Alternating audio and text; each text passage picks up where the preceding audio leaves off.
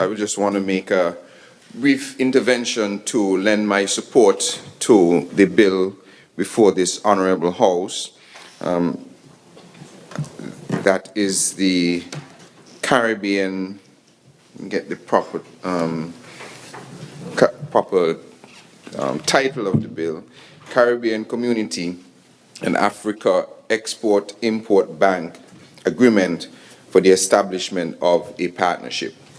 A lot has been said already about the importance and significance of this historic moment in our nation's history and with the partnership with Africa. I think it was members opposite and members in the government who spoke about the inextricable link or the unbreakable link that exists between Africa and the Caribbean. In fact, I would start like this. Recently, I was in London attending a Westminster seminar for parliaments and for improved practices in parliament.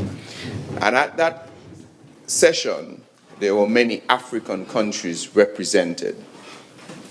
And I kid you not, when sometimes I looked in that room and I thought I saw, in one case, Mr. Edward Gift.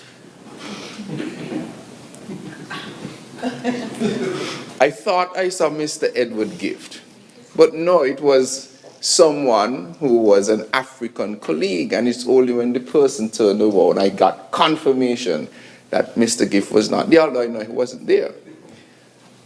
I looked over and then there's this gentleman from Ghana, and I swear I saw Charles Poddy Hendrickson. And then there was another gentleman from, I think it was the Gambia, a shorter gentleman who looks like another person here who I can't remember his name. And I reflected and I said, look at that. Look at the link that we have with our comrades and colleagues in Africa. So I wanted to start lightly like that to show that we clearly came from our African people. That goes without saying. And it is very distinct and very noticeable. But importantly, with respect to the link that we are creating here and the agreement that we are following up on to build a partnership with the Africa Exim Bank, is to create opportunities. To create opportunities for investment here in St. Kitts and Nevis, and of course wider afield in the OECS.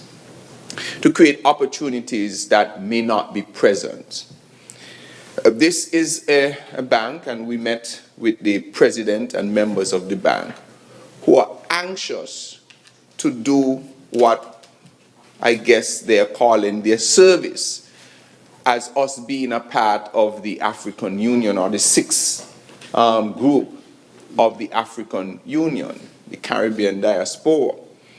And there is intent, it seems, to realize the potential that we are their brothers and sisters, and so as they continue to advance their homeland, they have a duty to also do the same in the Caribbean.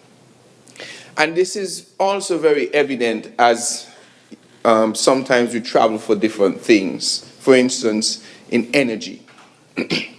When I speak to the practitioners in the energy, they are always now referencing what is taking place in Africa, the transitions that are happening in Africa. When we speak about water, we were in the UN recently, they're talking about the incredible work that is being done in Africa. When we speak to countries in Europe, they are talking about, when we go and speak with them to look at partnerships as well, they are already talking about the significant partnerships that they have with Africa. So why are we not pursuing the same? Why are we not building that linkage?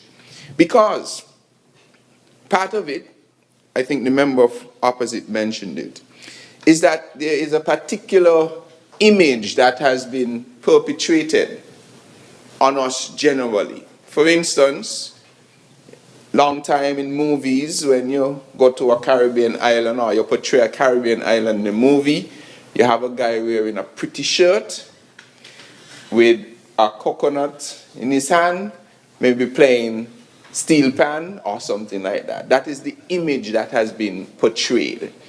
And so some people think that that's all that is there. Similarly, in Africa, we have seen, which is true in many cases, the challenges that Africa have are in certain countries of Africa. But there are significant success stories as well. And as I go about the government's business, I am coming to see in full view some of the major challenges that they are able to overcome and some of the progressive steps that they're able to pursue. And all of that is assisted by institutions like this, the Africa Export-Import Bank.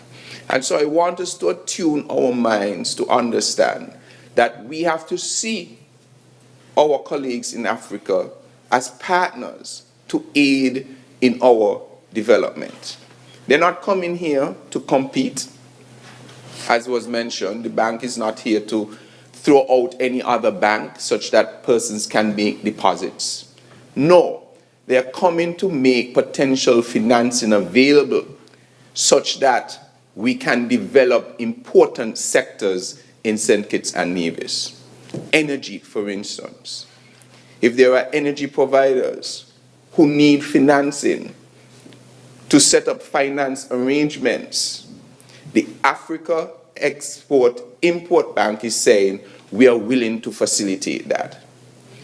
In food, if we want to build a fisheries plant and we have investors or developers who are interested in doing this, the Africa Export-Import Bank is saying we want to be a partner in that because we understand the limited resources that you have in your own economies. And as part of our duty to expand the capabilities and the resources and the success of the African Union, you as our fellow comrades and colleagues, we want to extend these services to you. So I want to commend the government and the leadership of the Prime Minister for taking this head on. After that meeting, I think in Barbados in September, where he gave a commitment to pursue this. Shortly thereafter, I happened to be in Egypt with the Honourable Senator during COP27 in Africa, and I was able to travel and meet one of the persons who have now signed a memorandum of understanding, El Swedi, to look at exploring all of the options that may be on the table. A memorandum of understanding, remember, is not a contract. It is, we have an understanding that we will explore what our potential and possibilities are. We're going to present something to you and you're going to decide whether or not it is something we take up. And so I heard members asking, well, what's going to happen with other things? Well, we're not going to be limited to one source in this government. We're going to explore all sources. And the government is going to make an informed decision as to which one or which combination of them is the best way to go forward. And so we're excited to see what is going to be on offer, because we would want to ensure that the scarce resources that we have here in St. Kitts and Nevis is used for the very important social programs, social expansion, economic expansion here on the ground. But we must also ensure that we leverage partnerships to access financing that does not put a strain on the country's treasury. And so I look forward for all of the options that are going to be there. There are a couple: energy security in terms of solar solar plants and solar power, infrastructure development, food security, building out the orange economy. These are things that we're excited to discuss for the way forward. So thank you once again for your leadership, Mr. Prime Minister and Mr. Attorney General, and the support of the entire cabinet and the support of the members opposite who have risen on this historic occasion to say, look, we understand that Africa is an important partner and that we should go full steam ahead to see what benefits it can bring for not only Africa themselves, but also, more importantly, for the people of St. Kitts and Nevis. We have a market out there that we must be willing to tap into. We must be willing to explore. We must be willing to take every advantage that we possibly can on behalf and for the benefit of our people. May these few words please you, Madam Speaker.